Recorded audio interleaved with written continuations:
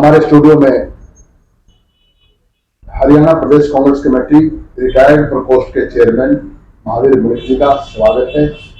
हम बात करेंगे महावीर मलिक जी से। मलिक साहब, आपका हमारे स्टूडियो में बहुत बहुत स्वागत। आपका भी स्वागत है और आपके सभी दर्शकों का हमारे दर्शकों को आप अपना परिचय देकर के और बताइएगा कि पार्टी की जो आपकी प्रकोष्ठ है उसमें क्या गतिविधियां चल रही है और थोड़ा सा प्रकाश। देखिए, मैं आपके सभी दर्शकों को अवगत कराना चाहता हूं कि हरियाणा प्रदेश के अंदर ये हमारी जुलाई में रिटायर्ड एम्प्लॉयज कांग्रेस प्रकोष्ठ विधिवत रूप से बनी और हमने इसको एक सांगठनिक प्रारूप देते हुए सभी जिलों में जिला अध्यक्ष, विधानसभा अध्यक्ष बना के बहुत मजबूत टीम हमने बनाई और कर्मचारियों का जो हमारा मांग पत्र था, भिन्न भिन्न संगठनों से हम मिले थे, जो रिटायर्ड कर्मचारियों के संगठन है, चाहे पेंशनर है, सभी से संपर्क करके जो भी कांग्रेस पार्टी की विचारधारा से सहमत था, हमने उन नेताओं का पूरा सम्मान किया और इस प्रकोष्ठ को मजबूती के साथ हरियाणा के अंदर एक मिसाल कायम की है कि इतने छोटे समय में, लघु समय में मिला था, चुनाव का दौर था, बड़ी मजबूती के साथ कर्मचारियों ने काम किया और रिटायर्ड कर्मचारी प्लस में मौजूदा कर्मचारी, हमारे हरियाणा के अंदर 3,65,000 रिटायर्ड कर्मचारी और 3 लाख मौजूदा कर्मचारी, जिसमें ये कौशल का कर्मचारी भी शामिल है।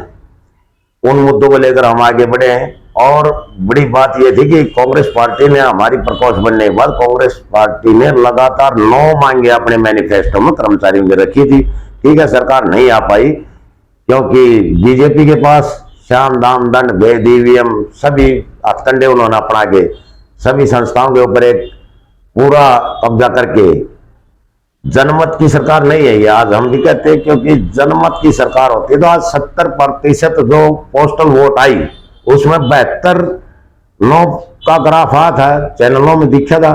जब तक वो पोस्टल वोटों की गिनती, वो कर्मचारियों ने वोट डाली थी, उनके परिवार भी थे, सगे संबंधी भी थे।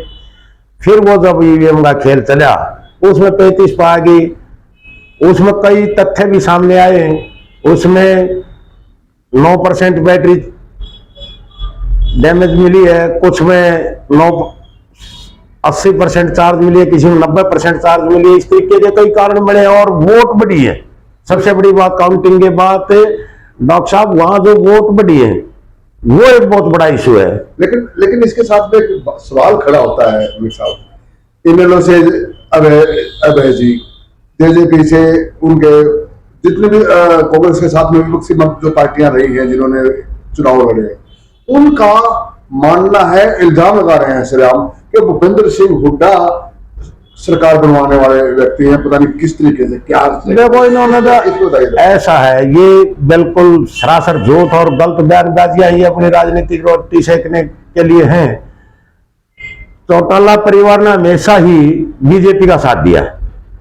ठीक है, इनका अस्तित्व खत्म कर दिया, जनता ये समझ गई। किसान आंदोलन के बाद एक विपक्ष का नेता हुआ था 2005 से 2009 तक हरियाणा के अंदर, अभय सिंह चौटाला सीएलपी लीडर थे, बहुत बड़ी पार्टी थी। विकल्प की तरफ क्यों गई? क्योंकि जनता ने इनका नेतृत्व इसलिए नकार दिया कि ये बीजेपी की, जब भी समय आया बीजेपी की गोद में बैठ के 2 मेंबर ऑफ पार्लियामेंट पीछे दिए थे, ये उनका समर्थन दिया है, वो मना कर रहे थे, फिर भी दिए थे।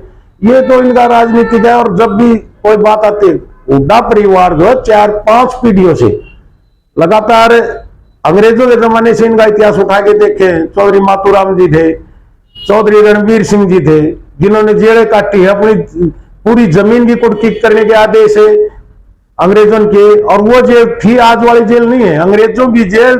अमानवीय यातनाएं देते थे क्रांतिकारियों को और वो सहन किए। उस परिवार के ऊपर लाछन लगाना जिन्होंने आजादी की जंग लड़ी, देश आजाद करा, और 10 साल का जो कार्यकाल था, अगर सही मायने में देखा जाए तो मेहनत का सामान के लिए जो सुविधाएं हुड्डा सरकार में आई है।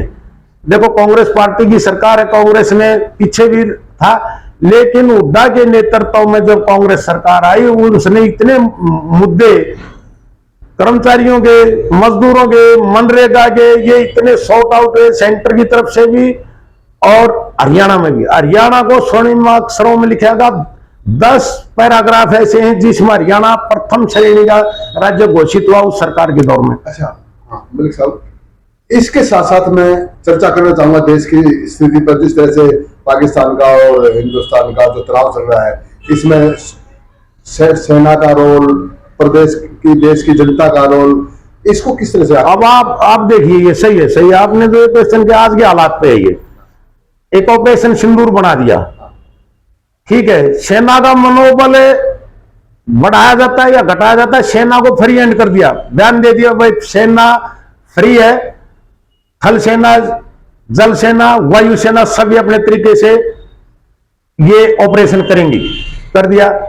ऑपरेशन में जब सफलता के नजदीक हम पहुंच रहे थे, ऑपरेशन किया, ठीक है, उनके आतंकवादी अड्डों को तहस नहस किया गया, और फिर एकदम से ट्रंप, ऐसा क्या होगा, ट्रंप ने बोल दिया कि मैं ट्रेड बंद कर दूंगा, यानी व्यापार बंद कर दूंगा, एक धमकी के ऊपर ऑपरेशन सिंदूर स्थगित कर दिया गया। ये क्या था? दूसरा, इसमें काफी अब सामने आ रहे हैं तथ्य, हमारा विदेश मंत्री अब कह रहा है, ऑपरेशन शुरू होने से पहले पाकिस्तान को सूचना दे रहा है कि हम आतंकवादी ठिकानों को पर हमला करेंगे, हम किसी जनता को, आम मानस को, उसको वो सूचनाएं दे रहे हैं, यानी दुश्मन को आगाह कर रहे हैं, ये बताना चाहिए। दूसरा, ये एक आपकी गुड का होता है कि पुलिस जाए तो, लेकिन पहले सायरन दे दो और हाँ, लोग भाग जाएं जो क्रिमिनल लोग हैं। हाँ, सावधान। अब वहां सूचना दे दी, वहां आतंकवादी क्यों रुकेंगे? और आतंकवाद की जड़ें इतनी गहरी थी, वहां सेना का होल्ड है पाकिस्तान के अंदर, और वहां के विदेश मंत्री को ये बताना कि हम हमला तो कर रहे हैं, करेंगे, लेकिन आतंकवादी ठिकानों पर करेंगे, ये क्या था? ये तो मुखबिरी थी एकदम, ये तो जयचंद वाली भूमिका थी, जैसे पृथ्वीराज की मुखबिरी करके जयचंद ने दिया गुलामी लाया, इसी तरीके से गुलामी लाने के प्रयास हो गए एक किस्म से। ये सूचनाएं दी। दूसरी, हमारी बेटी सोफिया कुरैशी, जिसने ऑपरेशन को इतने सुदृढ़ तरीके से चलाया, और उसने मीडिया के अंदर एक बहुत ही सजे सटीक शब्दों में अपनी सेना का सारा प्रकरण बताया कि हम क्या कर रहे हैं, उसको भी आतंकवादियों की बहन बता दिया। एक मंत्री है वहां एमपी का, उसके ऊपर कोई कार्रवाई नहीं। उनका मुख्यमंत्री, उप मुख्यमंत्री कह रहा है, उप मुख्यमंत्री कह रहा है कि मोदी का कारनामा था, मोदी के सामने सारी सेना नतमस्तक है, सारा देश नतमस्तक है आज इस ऑपरेशन सिंदूर के ऊपर। ये क्या था?